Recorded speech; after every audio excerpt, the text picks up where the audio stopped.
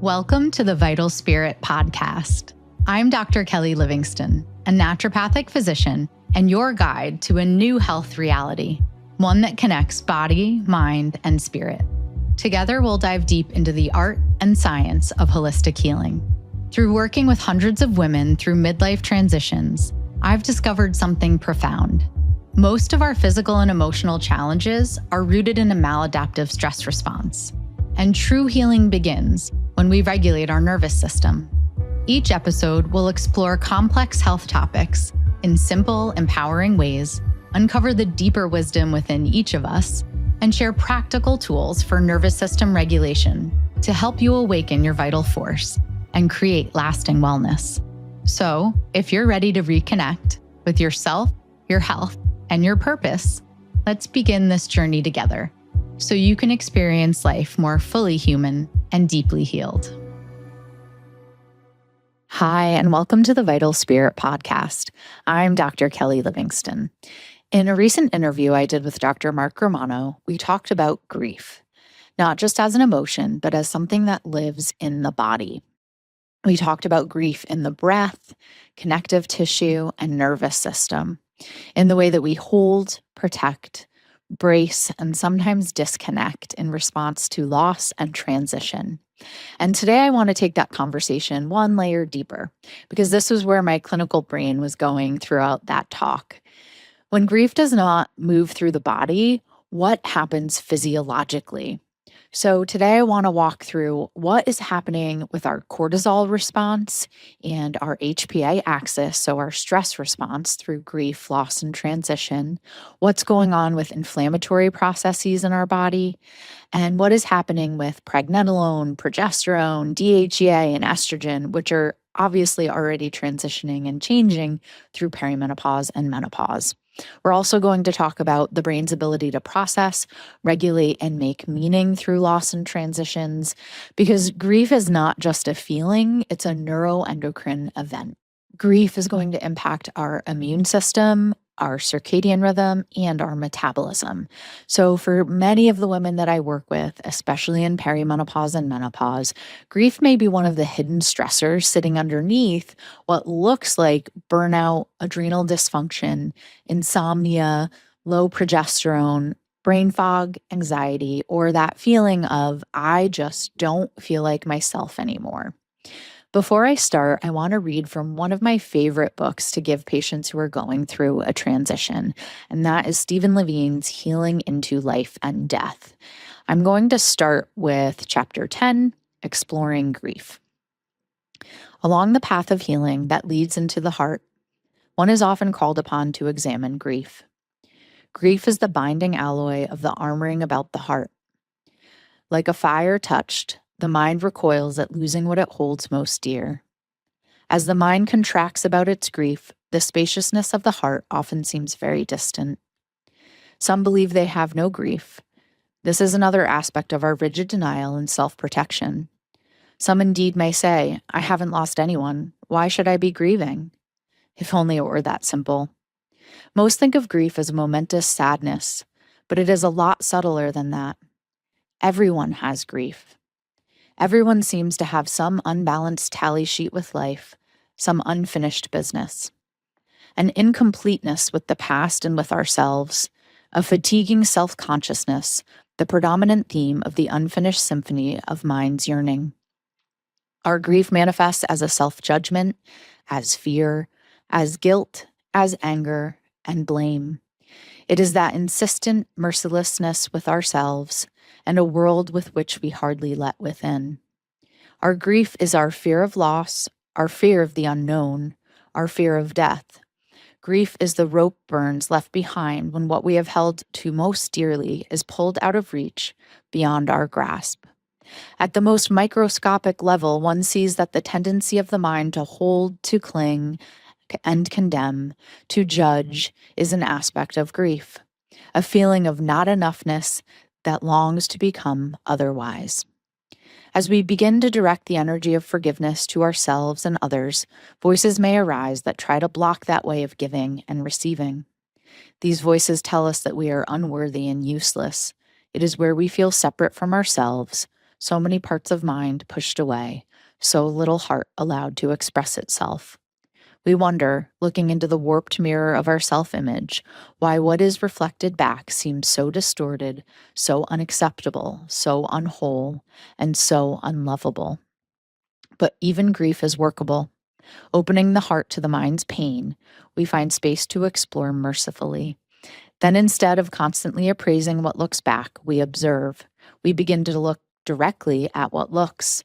We watch the watcher. I'll share a little more from that book in just a minute. To start us off, I want to talk about how grief is not just stress. So, yes, grief is stressful, but grief is not the same as having a busy work week or too many deadlines or a lot going on in your family. Grief is a disruption in attachment, it's a disruption in predictability, in identity, in meaning, and in safety. So, when someone dies, when we've lost someone in our life and it's actually a grief of loss, or when a relationship ends, or when a child leaves home, when our body is changing in perimenopause, when our health circumstances change, all of these transitions can be included in the definition of grief. When you thought that the life you were going to have no longer exists, or your nervous system has to reorganize around a new reality. Things look different than maybe you thought they would. All of this is grief, and all of these are ways in which grief can feel so disorienting and confusing to our system. The body is not only asking what happened, but it's also asking, where am I safe now? Who am I connected to now? What is my future? And who am I without this person or role or body or identity or dream or future that I thought I might have? And because the brain and the body are always trying to preserve survival, essentially, belonging and predictability are super important to our feeling of safety. And so all of the systems that are involved in threat detection are going to be activated when we go through a loss. And this is where the HPA axis enters the conversation. We've talked all about this in previous episodes.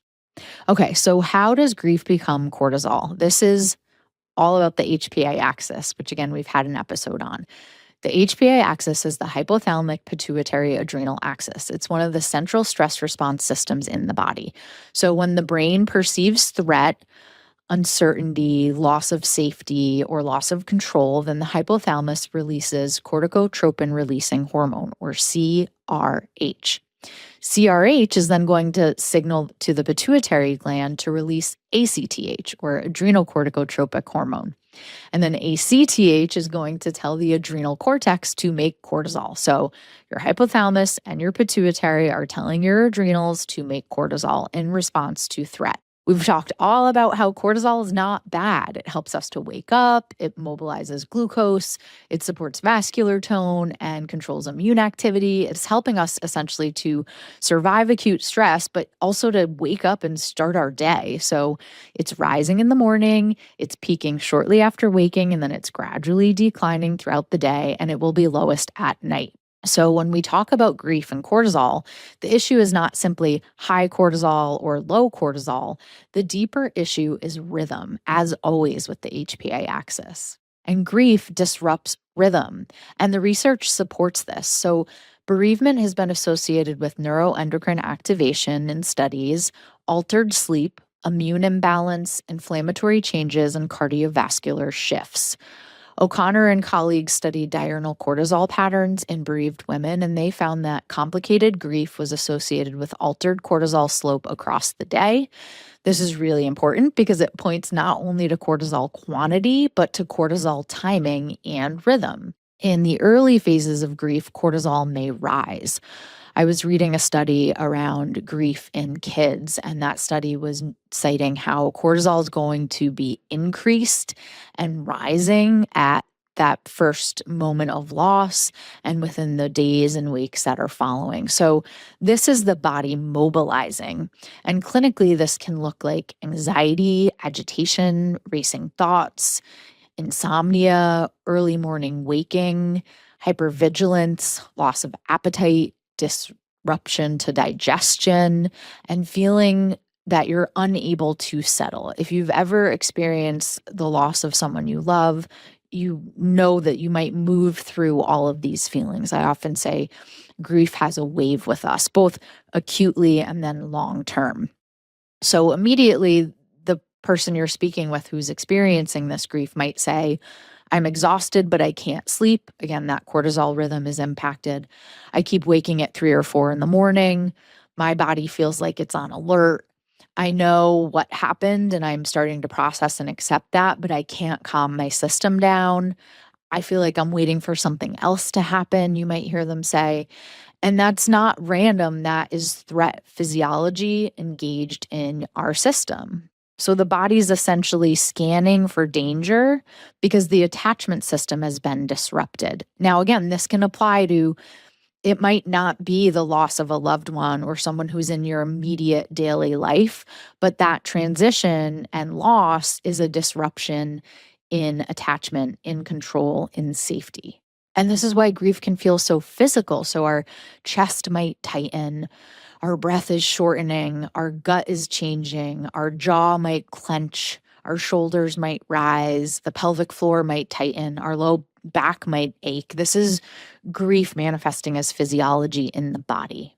Now, what happens if this becomes chronic? So, if grief has room to move through, if we have a support system, we have rituals in place, we're resting and witnessing the loss, and we're maybe crying and moving emotion through and breathing and moving and making meaning out of the transition, then our body will reorganize. Our body will return to homeostasis. But when grief does not move through, the stress response can remain incomplete. And I find that in our culture, we don't talk about death readily, easily. We don't talk about loss and transition. And so, very often, when I'm meeting with a patient initially, as I'm doing their intake, I realize that grief and loss are playing a bigger role than they might even realize.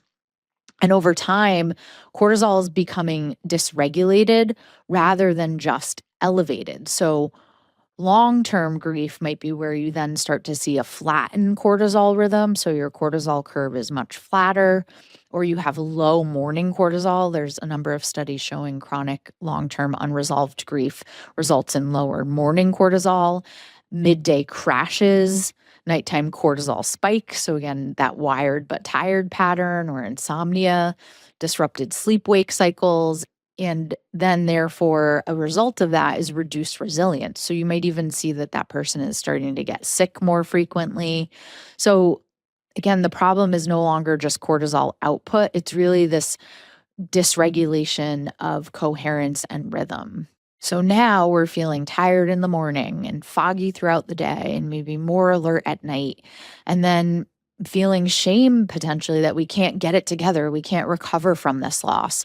Maybe we're using alcohol more to numb or to quiet our mind or relax our body. So this really is a system that's lost its rhythm. And especially in perimenopause, when our HPA axis is playing such a role in our sex hormone production, and perimenopause is already a rhythm disrupting transition, it can be so important to understand the dynamics at play. So ovulation might be inconsistent and progesterone is declining, so sleep is already more fragile. And estrogen fluctuations are impacting our neurotransmitters like serotonin and dopamine. Estrogen fluctuations are changing our thermoregulation and our stress sensitivity. So when you add grief to perimenopause, you are adding a major HPA axis stressor to an already changing neuroendocrine terrain.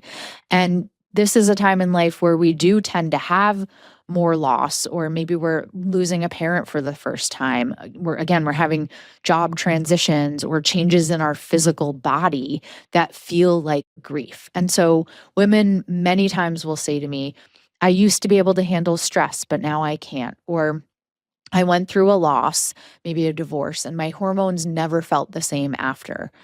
My sleep changed after that divorce. My anxiety started after my mom died, or I thought I was grieving and then my whole body changed. So as I track and ask questions and I'm looking at patterns and I ask back around the history of the presentation of a symptom or a diagnosis, very often there is a major loss or transitional period that happened before that. And this is really the pattern that I want us to listen more for clinically because it helps to make a lot of sense out of what a patient is experiencing. So, not everyone's going to stay in high cortisol production in prolonged stress states, especially with compounded grief, trauma history, or a lack of support, chronic caregiving, or repeated losses. Then the body can shift from mobilization. So, remember, we're mobilizing to deal with stress into conservation. And this is where cortisol can become blunted. And this can look very different from when we're mobilizing into stress response. So instead of agitation, we might see fatigue, heaviness, emotional numbness, and that feeling of flatness, low motivation, low libido, depression-like symptoms, brain fog, reduced stress tolerance, and a sense of I don't care anymore. And this is really important because people often interpret numbness as healing. So if we're not feeling as much, we think we're healing. But numbness is not always resolution. Sometimes numbness is a protective physiology. It's the body saying, this is too much to feel. This is too much to metabolize and move through. I'm going to reduce output to preserve function. I'm going to numb or shut down. From a nervous system perspective, this is the movement from sympathetic fight or flight mobilization into dorsal vagal conservation or collapse. From an endocrine perspective, it might show up as low or flattened cortisol output, so that flat cortisol curve. Some studies in complicated or prolonged grief suggest lower morning cortisol and lower overall diurnal cortisol patterns consistent with chronic stress physiology. So again, we have to stop thinking in binaries. High cortisol is not always the issue. Low cortisol is not always the issue. The question is really, what pattern is the system organizing around? I was meeting with a patient the other day, and we were unpacking how even the thought of losing her dog and some of the things going on in her life right now that are stressful, her body was essentially organizing around preparing for a grief or a loss or a transition. And then that is compounded by previous grief and loss and transition. And so we were talking all about how that process can impact not only stress hormones, but also sex hormones. Now we need to add the immune system layer in. So she was feeling really low and numb and depleted, and she was also getting sick frequently. So grief is not only affecting cortisol, but it's affecting inflammation. Bereavement's been associated with inflammatory changes, immune dysregulation, altered T cell function, and increased inflammatory markers. One review that I was looking at summarized that bereavement-related neuroendocrine activation, altered sleep, immune imbalance, inflammatory cell mobilization, and prothrombotic changes were happening in the system. Another one found that inflammatory markers were elevated, and this included things that I sometimes measure in patients struggling with depression, like interleukin 6. So we've talked all about how inflammation in the body can lead to inflammation in the brain, which is very often how depression is created in our system. And so, of course, we're going to see that with grief and loss as well. A broader review on the psychobiology of bereavement describes pathways linking bereavement to systemic health through inflammation, immune dysregulation, neuroendocrine changes, sleep disruption, and health behavior changes. So when I was interviewing Dr. Romano and he was using the language of grief as a biological load, this is actually measurable. So you will see inflammatory markers change as a result of grief. So you can track cortisol, you can track your sleep, you can track that inflammatory signaling, and you can look at autonomic tone. You can look at things like heart rate variability. You can look at heart rate and blood pressure, digestive function. And clinically, all of this really matters because I do want to be able to name a root cause or a system of root causes for a patient so that they feel empowered to make changes and do something about it. So if you're able to actually see in someone's labs that there's an inflammatory process or that their stress response system is activated as a result of a grief or a loss or a transition, that can make a lot of meaning for that patient and really empower them to make changes to feel better. Now, remember, cortisol is anti-inflammatory in acute settings, but chronic stress can create glucocorticoid resistance, where immune cells are going to become less responsive to cortisol's regulatory signal. So even if cortisol is present, the inflammatory system might not hear the message properly. And that's one of the reasons that chronic stress can be associated with increased inflammation, even though cortisol is supposed to help regulate inflammation. In simple terms, the body keeps sending stress signals, but the immune system stops resolving the issue.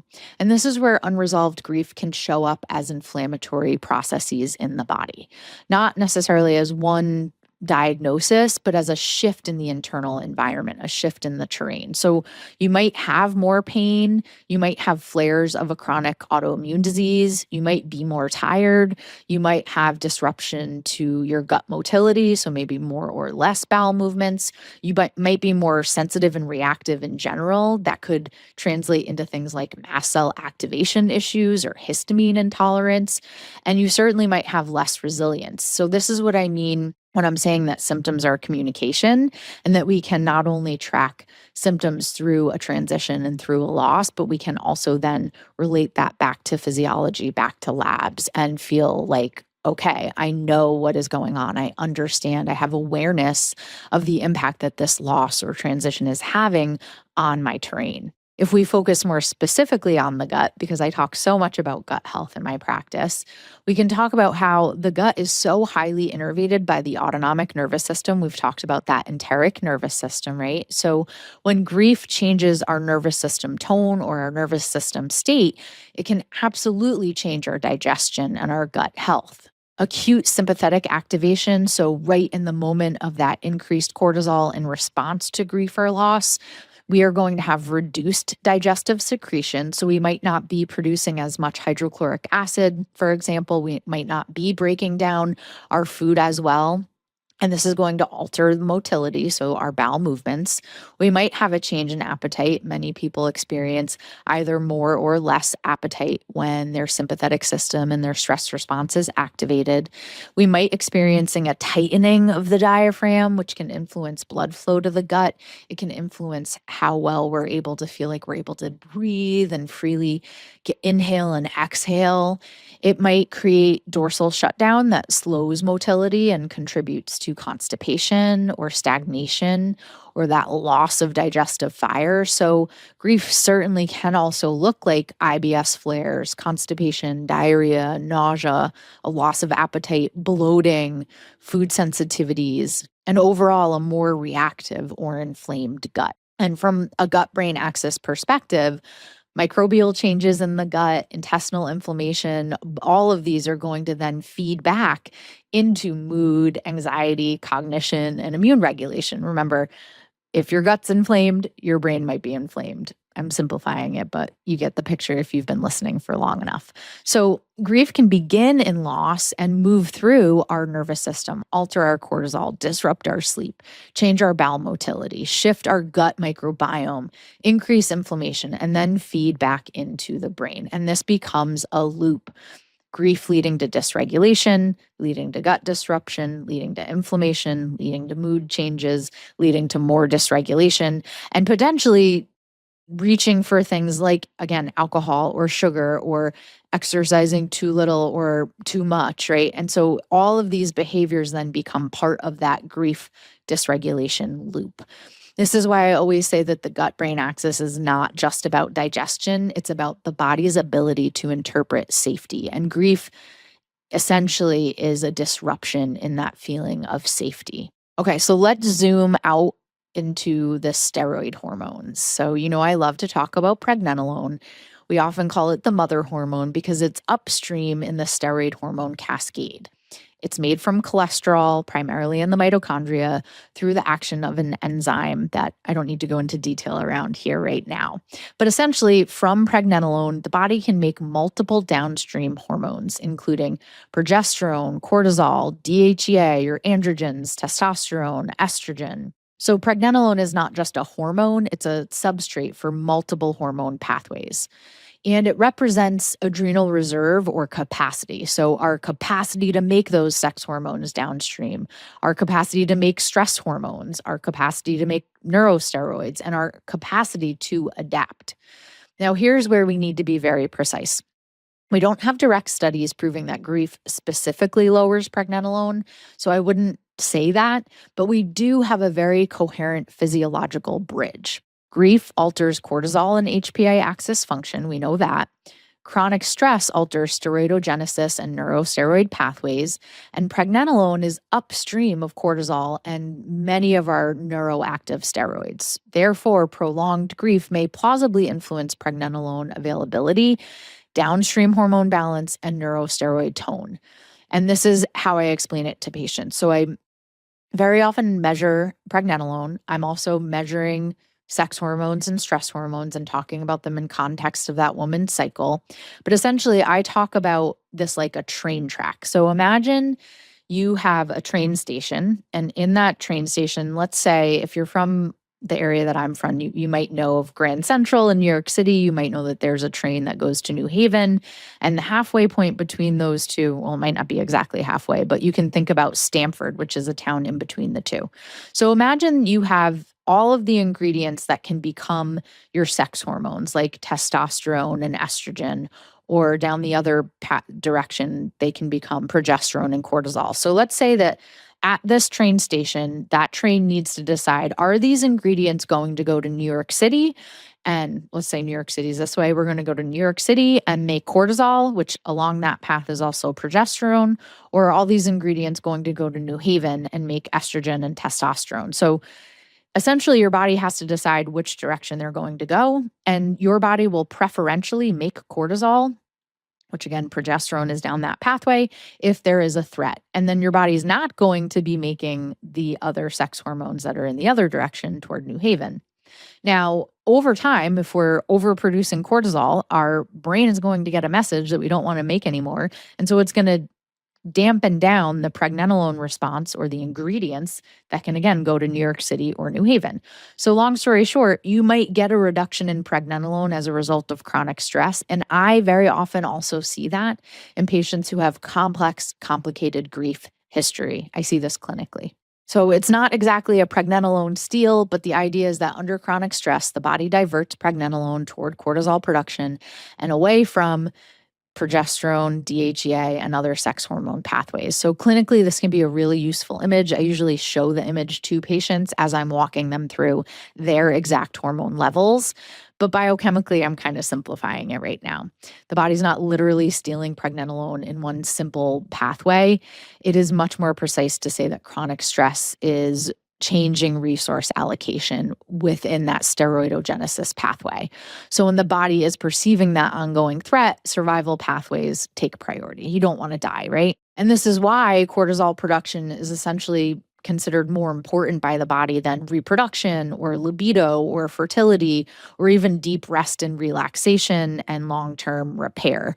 So I wouldn't say that grief lowers pregnenolone, but I would say that chronic unresolved grief can act as that sustained stressor that changes HPA axis output and shifts steroid hormone priorities towards survival. So if you are having a reduced libido, or if you are seeing changes in sex hormones, looking into pregnenolone and asking questions around grief can be very impactful. Now, this also matters for progesterone because progesterone is not just a reproductive hormone. It is a calming hormone to the nervous system. So it supports GABA tone through its metabolites, including allopregnanolone. So progesterone supporting sleep, mood stability, our stress resilience, and the ability to feel less reactive. So when stress physiology is high and progesterone tone is low, which is happening during perimenopause, many women will experience anxiety, insomnia, PMS, shorter cycles, mood irritability, and instability.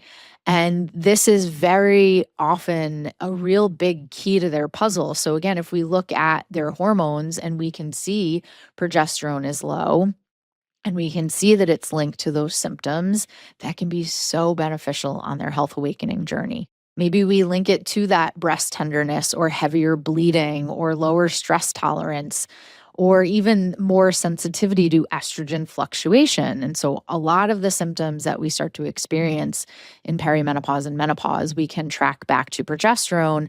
And then we can think back, okay, did I have a period of time where I had a lot of grief and loss and my cortisol was impacted, which was then impacting my progesterone?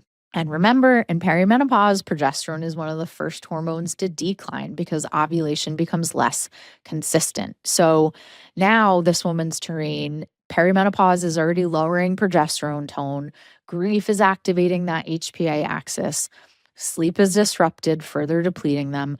Their cortisol rhythm is altered, so we don't have that normal diurnal cortisol pattern.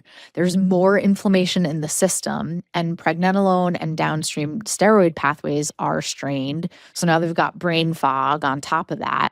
And all of this is creating a picture that essentially drives them into my office to say, I do not feel like myself anymore. And this is why grief in midlife can feel like a total body event. Not because you're weak or the grief was more than you could handle, but because the terrain has changed. And remember, pregnenolone's not only an endocrine precursor, so that's not just impacting our hormones. It is also a neurosteroid. And neurosteroids are steroids that act in the brain and nervous system, so they can influence neuronal excitability, mood, cognition, memory, and stress response. Pregnenolone and its metabolites interact with systems including our GABA A receptors and NMDA receptors. And many reviews describe neurosteroids as important modulators of GABA A receptor function, mood, and cognitive processes. So, why does this matter? Because GABA is one of the major calming neurotransmitter systems in the brain. So, when you have more anxiety or inability to handle stress, very often GABA is playing a role. And NMDA receptors are involved in glutamate, which is an excitatory neurotransmitter signaling, learning, memory, and neuroplasticity. So when our neurosteroid tone is impacted or altered, the brain's ability to regulate fear, process emotion, sleep deeply, and form new patterns or memories can be altered as well. And this is where grief becomes self-reinforcing. So unprocessed grief dysregulates the stress response. Stress impacts neurosteroid tone, and altered neurosteroids reduce emotional regulation and resilience. Reduced regulation makes grief harder to process. So the person is not just stuck emotionally, they might actually be stuck physiologically. This is why telling someone to just move on is not only unkind, it's biologically uninformed. And it's definitely not something I would ever do in practice. I am very often holding space to just hear the stories my patients have around grief and loss, and then when appropriate, naming the physiological processes and looking at, okay, what are the next steps we can take to get out of this loop? Now, most of the pregnenolone and neurosteroid literature is not grief specific, but I did want to relate that to the topic today. It is more robust in the PTSD, depression, chronic stress, and neuropsychiatric research, but I do think pregnenolone really matters because prolonged grief can share features with chronic stress physiology and trauma physiology. Research on neurosteroids and PTSD suggests that pregnenolone-related pathways, including that allopregnanolone that I mentioned before, are altered in trauma-related conditions. A 2024 review that I cite in lectures I give frequently notes emerging evidence that pregnenolone-based neurosteroids may be treatment targets in PTSD and related conditions. So especially when there's a PTSD layer to grief and loss, consider looking at pregnenolone. Other neurosteroid reviews describe relationships among stress, depression, GABA pathways, and neurosteroid signaling.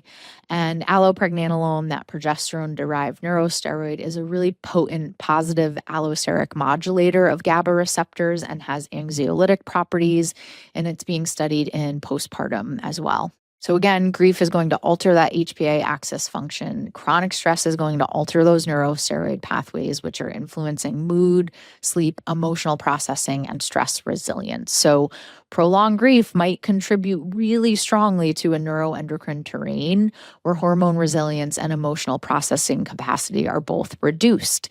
So when a patient comes in and they have symptoms of that, looking into this pathway can be really profound. Now, in the process of losing someone close to us or a role or identity that we basically build our life and our reality around, grief is not only a sadness, it's a prediction error. So, this is how this interprets as danger or threat in our body.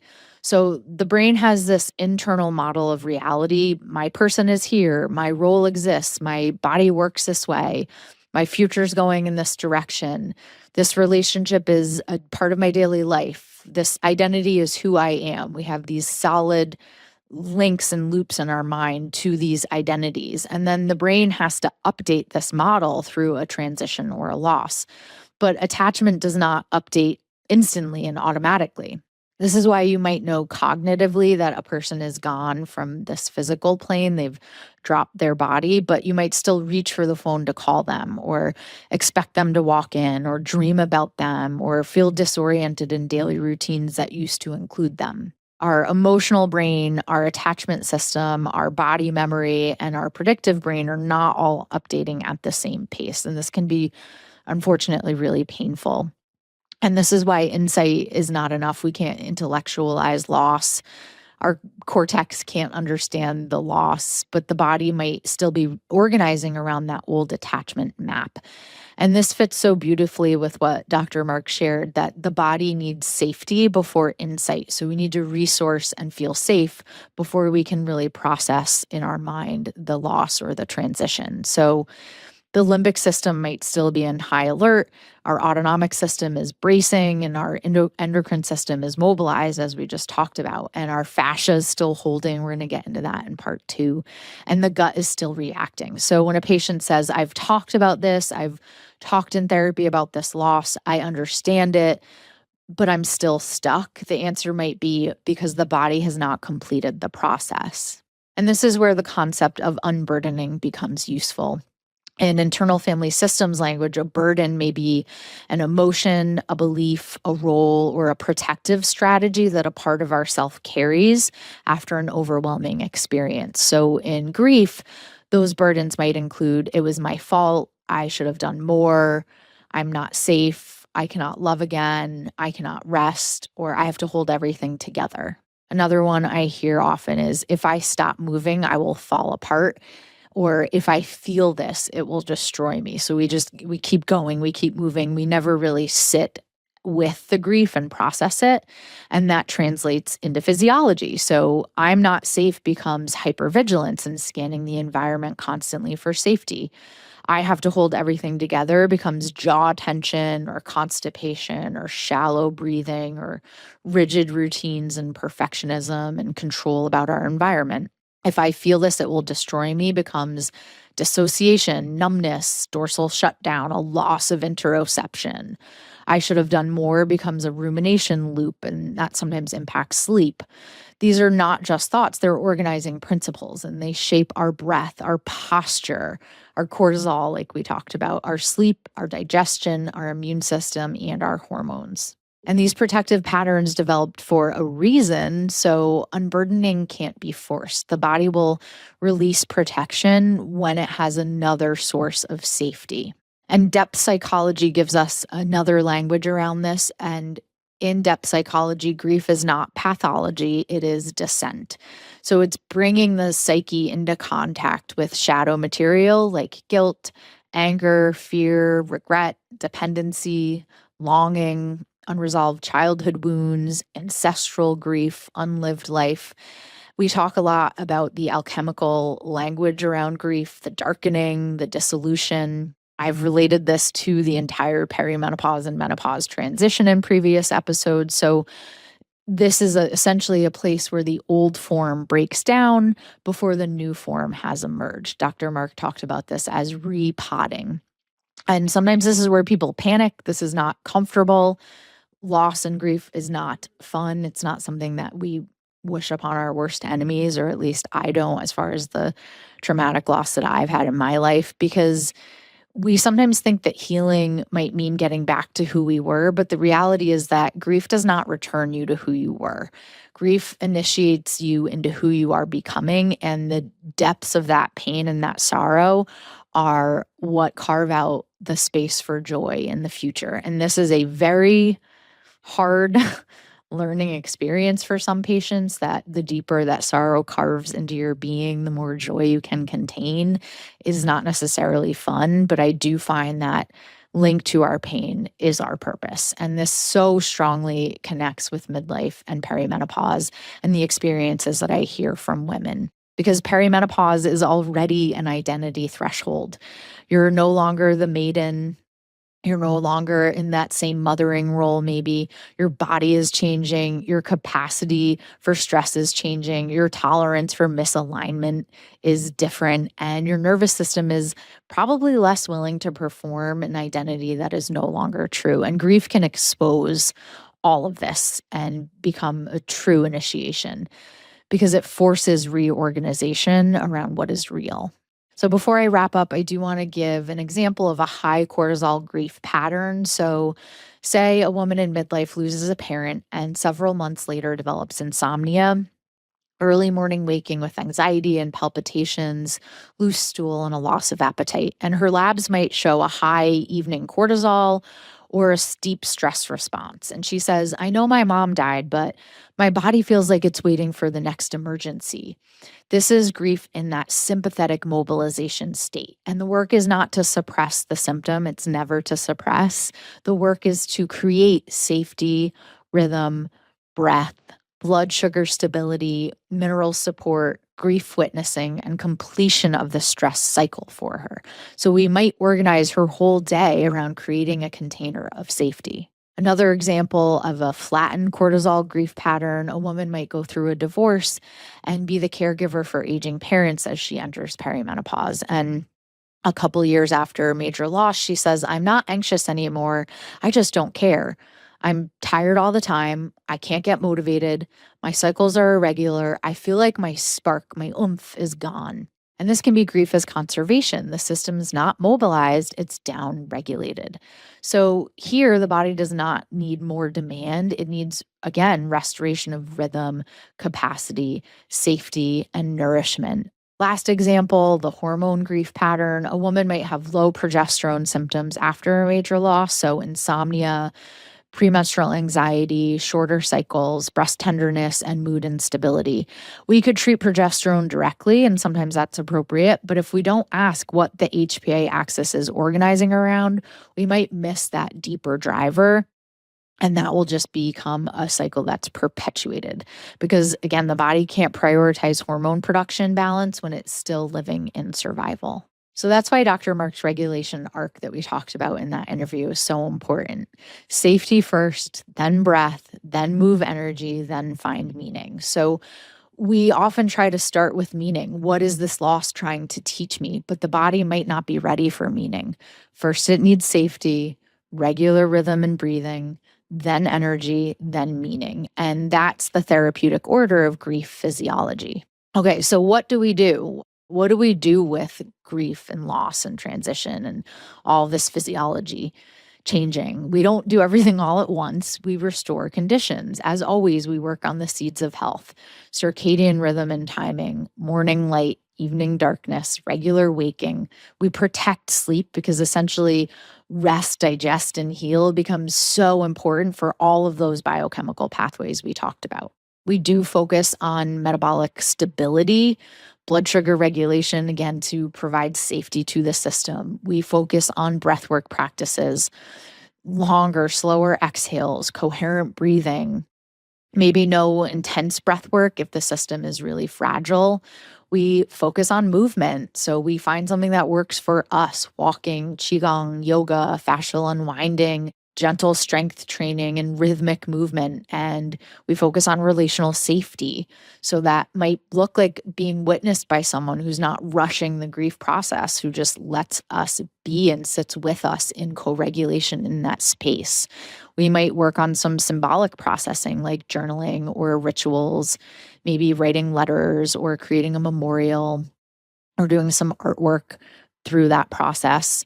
And we definitely spend time in nature and give our grief to nature. So if that's trees for you, for me, it's the ocean, definitely getting out in the sunlight and getting our hands in the soil.